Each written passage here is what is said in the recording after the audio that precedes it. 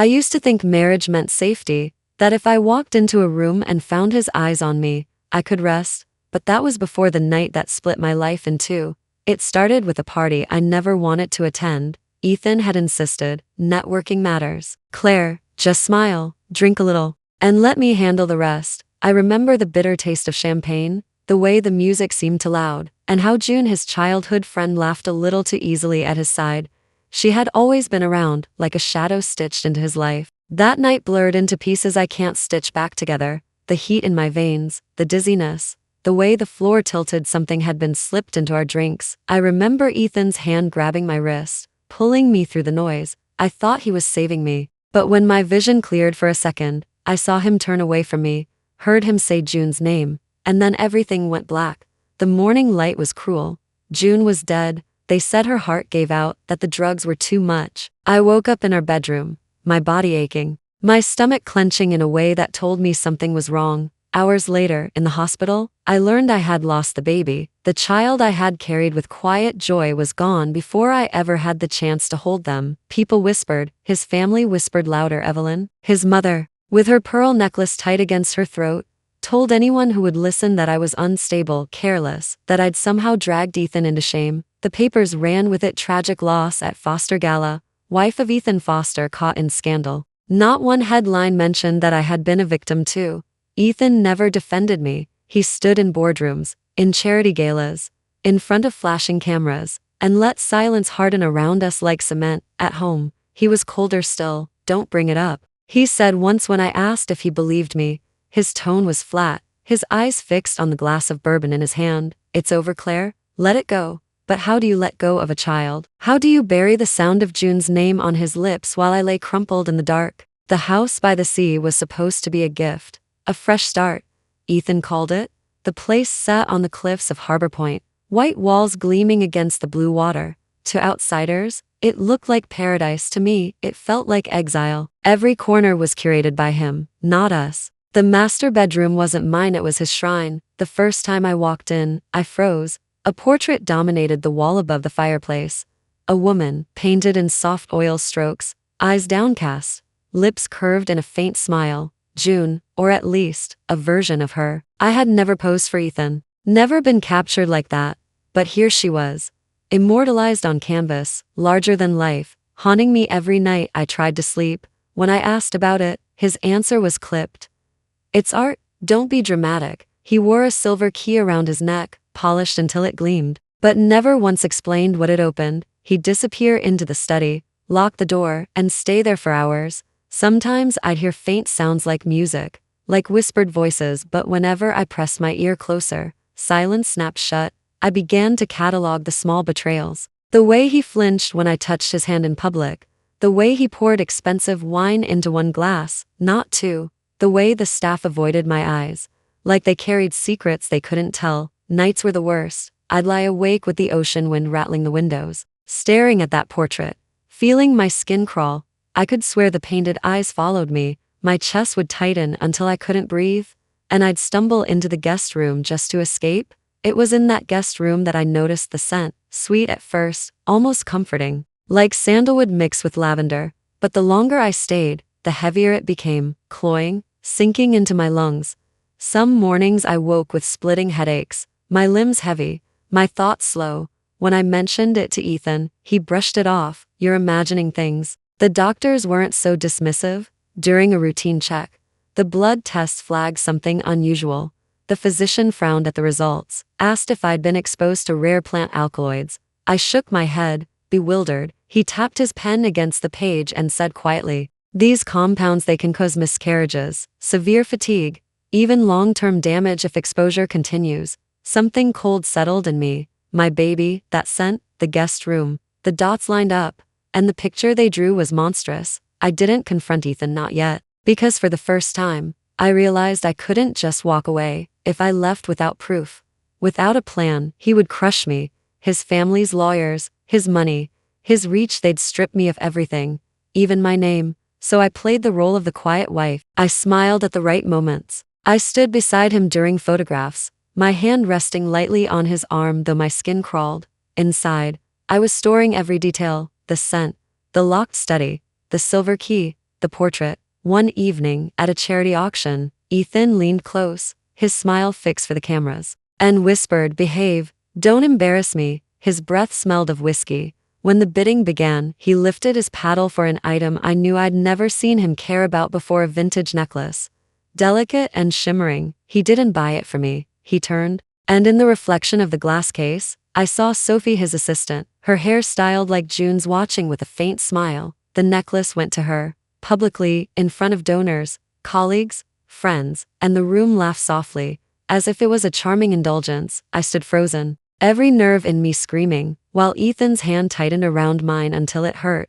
Later that night, alone in the sea house, I stared at the portrait until I felt I might claw it from the wall. Something in me cracked open. I couldn't keep pretending. The silver key glinted at Ethan's chest as he slept. My hand hovered over it, my heart hammering. If I could find out what it opened, maybe I'd finally understand. Maybe I'd have the proof I needed. I didn't take it that night, but I knew I would. And when I did, nothing in our lives would ever be the same again. The night I finally took the key, the storm outside was brutal. Waves crashed against the cliffs. Wind howled through the shutters, and Ethan drank himself into a stupor. His tie was still knotted, his shoes still on. When he collapsed across the bed, the silver key dangled from his chest, catching the lightning every time the sky split open. My hands trembled as I slid it free. For weeks I had imagined this moment, pictured myself bold and calm. Instead, I was shaking so badly I had to clench my fist around the chain to keep it from clattering. The portrait in the master bedroom loomed over me, June's face, or what Ethan thought she was, watched silently. I pressed the key into the small lock embedded in the frame. With a soft click, the panel shifted, revealing a narrow seam I had never noticed before. My heart thundered. I pushed. The portrait swung outward on hidden hinges, and cold air rushed past me. Behind it was a door, black and narrow, leading into darkness. I slipped inside, closing it gently behind me. The passage was tight, lined with stone, descending into the belly of the house. My phone's flashlight trembled across the walls. At the end, a heavy door waited, and the key slid into its lock as if it had always belonged there. When it opened, I forgot how to breathe. The room glowed with warm lamps, too warm to deliberate. A plush rug, velvet drapes, crystal glasses on a tray, and sitting there, cross-legged on a chaise, was a woman. Her hair was styled just like June's had been, soft curls brushing her shoulders. Her dress was pale blue, the same shade June had worn the night of the gala. For a split second, my heart lurched, convinced I was seeing a ghost. She looked up at me, startled, then smiled faintly. "You must be Claire," she said, her voice low, careful. I gripped the doorframe to stay upright. Who are you?" "My name is Sophie. Ethan calls me something else sometimes, but Sophie's fine." She tilted her head, studying me like I was the intruder here. "I guess he didn't tell you." My stomach turned. This was no accident, no affair that just happened. This was curated, deliberate. Ethan had built a shrine, not just with paint and portraits, but with flesh and blood. I stumbled back, words choking me. Sophie didn't move. She didn't seem afraid, just resigned. "You should go," she said softly. "He'll be angry if he knows you were here." I fled, slamming the door, retracing my steps up the narrow passage, shoving the portrait shut with trembling hands. When I reached our bedroom, Ethan was still asleep, the empty glass tipped beside him. I stood over him for a long time, clutching the key, my chest heaving. That night changed everything. Whatever scraps of denial I'd clung to disintegrated. Days later, at a follow-up appointment, the doctor confirmed what I had begun to fear. He held the test results like they were a verdict. "Claire, the compounds in your blood, they match a class of toxins found in certain rare incenses. Prolonged exposure can lead to miscarriage." "I'm sorry, but this isn't coincidence." I sat frozen, his words ringing in my ears. Incense, the sweet, heavy scent in the guest room. It wasn't just in my head. Someone had placed it there, burning slowly, poisoning me day after day. When I asked if he could document it, he nodded. "I'll prepare a full report." His eyes softened. "You need to protect yourself." I walked out of that clinic into the sharp coastal wind, clutching the papers like a weapon. For the first time since the night of the gala, I felt the ground steady beneath me. It wasn't paranoia. It wasn't grief twisting me into madness. It was real. Ethan Foster wasn't just unfaithful. He was dangerous. The confirmation fueled me through the next weeks. I became quieter, colder, watching, listening. I avoided the guest room entirely, slept with the windows open to flush the air, and I waited, knowing his next public display would give me the stage I needed. It came sooner than I expected. His birthday. Evelyn insisted on a grand celebration at the Harbor Point Club. Chandeliers blazing, champagne flowing. Everyone who mattered in his world was there: board members, investors, society wives draped in jewels. I wore a dress Ethan had chosen, sleek and suffocating, my hair pinned back so tightly my scalp ached. He kept me at his side, parading me like an accessory, though his gaze drifted across the room more often than it landed on me. When the cake arrived, massive and gilded, Ethan rose to speak. His arms slid around my waist, firm and cold. To my family, to my friends, to the woman who has stood by me, his smile turned, sly, almost cruel. And to the people who remind me of what I've lost, and what I've found again. The crowd chuckled, a ripple of indulgent laughter, and then, from the far side of the room, Sophie appeared, dressed in pale silk, hair styled like June's. She carried a flute of champagne, her eyes lowered demurely. The air in the room shifted. Everyone saw it. Everyone knew what Ethan was doing. He raised his glass toward her. Not me. Applause broke out, scattered but loud enough. My throat closed. I stood frozen beside him, every eye on me, the humiliation searing my skin. Evelyn clapped politely, her expression tight. A donor whispered to his wife. Someone's phone camera flashed. The moment was public, undeniable, permanent. I smiled. My lips trembled.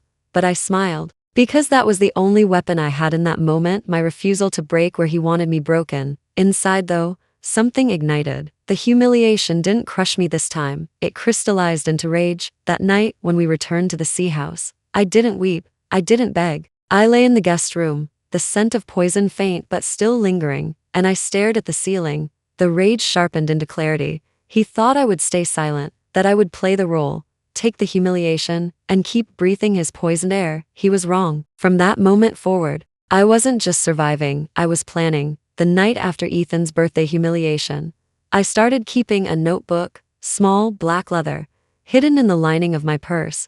Every detail I had ignored or second-guessed now became a line on the page: dates, times, names, the scent of incense. The look on Sophie's face when she spoke to me. I wasn't just surviving anymore. I was building a case. The blood work was the first stone. I had copies made, tucked into a folder I kept locked in my car. Then I slipped into the guest room one afternoon when Ethan was at the office. I scraped the ashes from the incense burner into a small plastic bag, sealed it, and sent it to a lab through a private courier. A week later, the results came back confirmed. The incense contained the very toxins the doctor had identified. I sat in my car holding the report, my hands steady for the first time in months. Proof. Next came the photographs. I waited until Ethan was in a meeting out of town, then used the silver key again. Sophie looked surprised when I entered, but not alarmed, almost as if she had expected me. "Why are you here?" I asked. She studied me. "Do you really want to know?" "I already know enough." I lifted my phone and snapped the picture, her face, her hair styled to mirror June, the luxury of the hidden room all captured. She didn't protest, she just turned away, like someone too tired to fight. When I closed the secret door behind me, I whispered, "I'll make sure no one can hide you anymore." That night, I drove to Zachary Stone's office. He had been my family's lawyer for years, sharp-eyed and unafraid of the Foster's influence. When I laid the folder on his desk, his eyebrows rose. "Claire," he said, flipping through the pages, "this is enough to light a fire under a grand jury, but you realize what you're stepping into, right? Ethan's not just a husband, he's a corporation. He has the board, the PR team, the money." "I don't care," I said, my voice low, steady. "I want out. I want my name back, and I want the truth to burn." He leaned back, assessing me. Then he smiled faintly. "All right. Let's make him choke on his own secrets." We worked in shadows. Zachary drafted motions, subpoenas, the groundwork for divorce and potential criminal charges. Jack Mason, my childhood friend, steady as stone, offered quiet support. He became my anchor, driving me to appointments, reminding me to eat, telling me over and over, "You're not crazy, you're not alone." For the first time, I believed it. The plan crystallized around the Foster Foundation Gala, a yearly spectacle, televised, crawling with reporters and investors. Ethan would be the star of the night, presenting a new charity initiative. I would be the finale. The weeks leading up to it were torture. Ethan sensed something shifting in me. He grew sharper, suspicious. "Where do you go in the afternoons?" he asked once, eyes narrowing. "Yoga," I lied smoothly.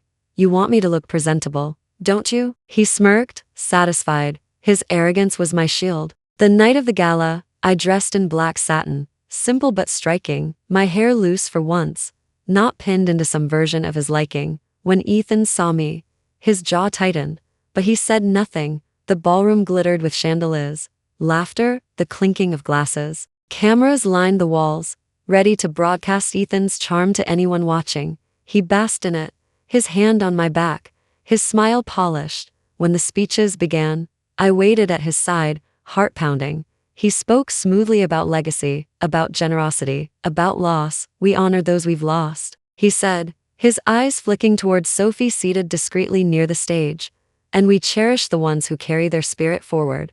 The crowd applauded. Sophie lowered her gaze like a dutiful echo. My blood boiled. Then Zachary appeared at the edge of the stage, a file in hand. Right on cue, I stepped forward, my heels clicking against the marble. "If you'll excuse me," I said into the microphone Ethan had just set down.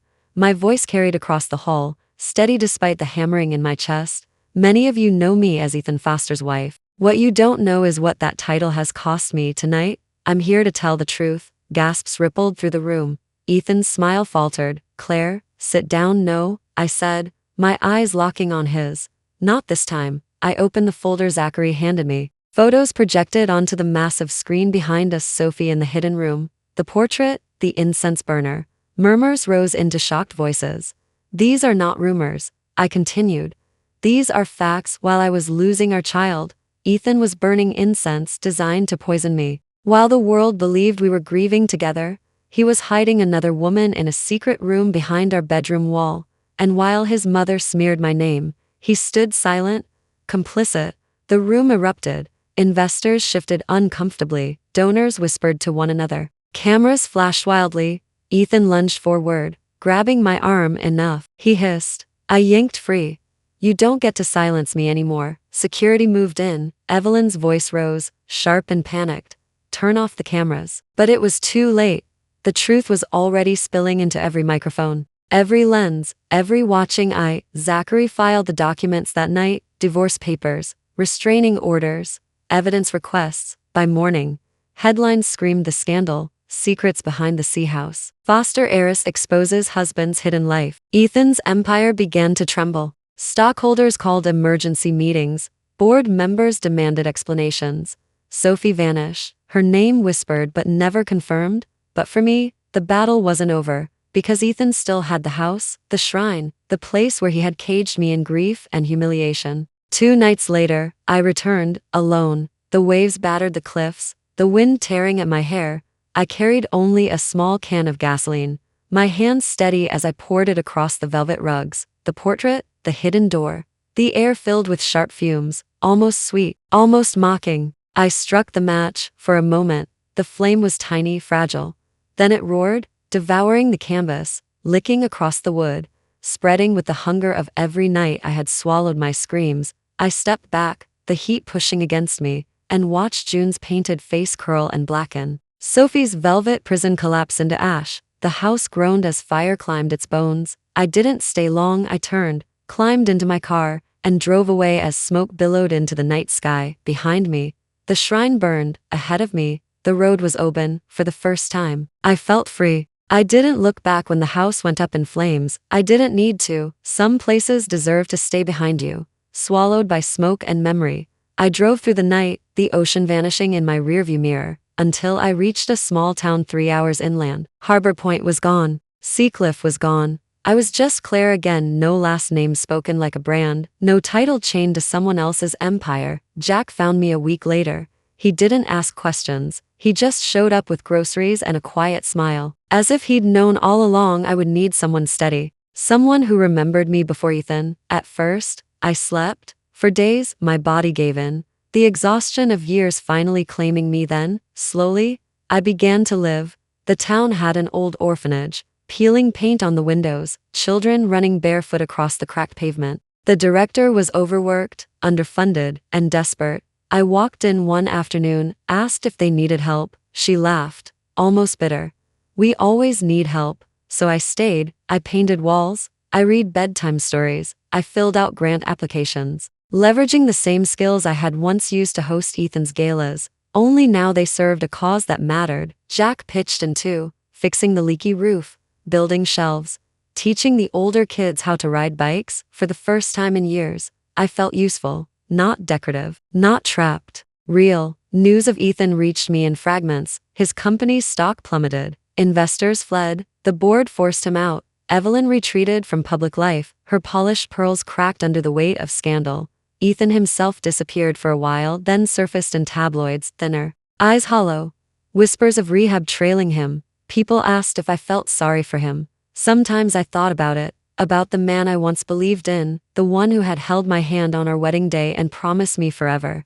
But then I remembered the incense, the portrait, the night he raised a glass to Sophie in front of the world while I stood beside him invisible. Sorry? No, not anymore. One evening, sitting on the porch of the orphanage, Jack handed me a cup of tea. The sunset painted the sky gold, children's laughter spilling through the open windows. You've changed, he said gently. I looked at him, at the steady warmth in his eyes. I had to. You seem lighter. I smiled, small but real. I finally know who I am without him. For a long moment, we sat in silence, watching the horizon.